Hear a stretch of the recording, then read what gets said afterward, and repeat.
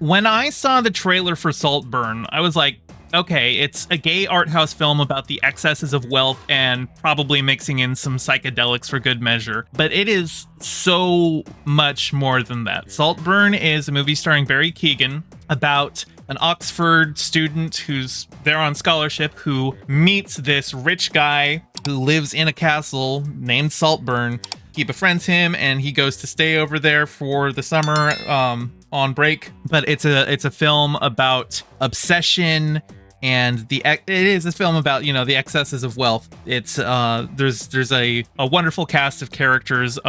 Rosamund Pike and Richard E. Grant play the parents of the rich kid, and they play them so ridiculously vapid. It's very funny. But I don't want to get too much into what the film is about ultimately, because there's definitely twists and turns and stuff that, like, it might have sprinkled in little hints early on, but once you see what's actually going on, you're like, oh wow, this took a massive left turn that I was not expecting. And I don't want to give away too much of that, other than to say it is an art house film about gay people, and it's a lot of fun. One problem that I've got with the film, though, is, like I said, because there's, you know, twists and turns in it, it does that kind of a thing at the end of the movie, though, where it over-explains itself.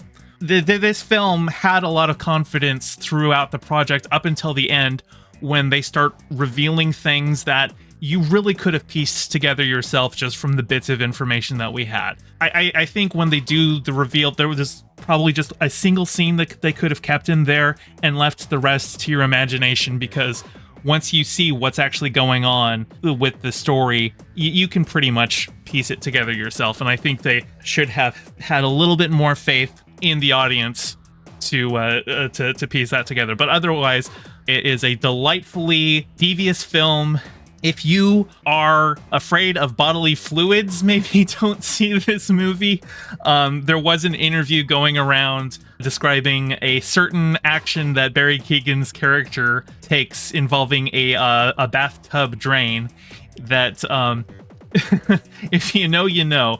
And actually, somebody asked me on Twitter if I enjoyed the scene, and I know that that's the scene that they were referring to, but I'm like, I know what you're talking about, but I've seen the movie, and I'm gonna have to be honest, you're gonna need to be more specific. It's very twisted, it's very fun, it was not at all what I was expecting it to be, and I think I'm kind of in love with this film.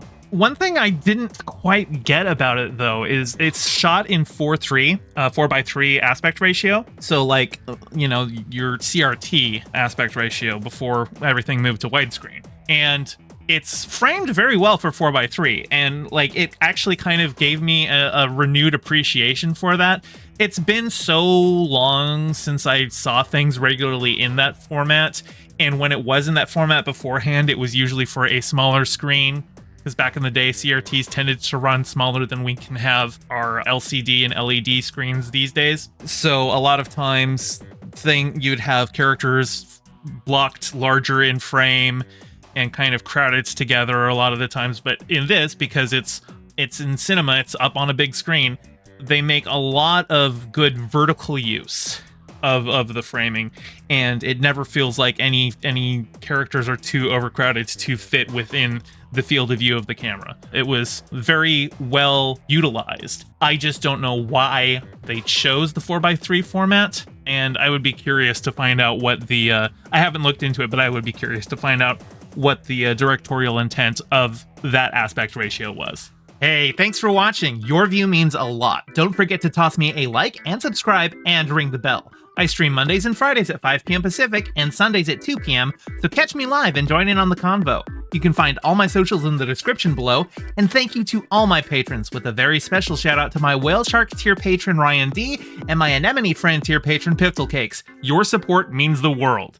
Catch you next time.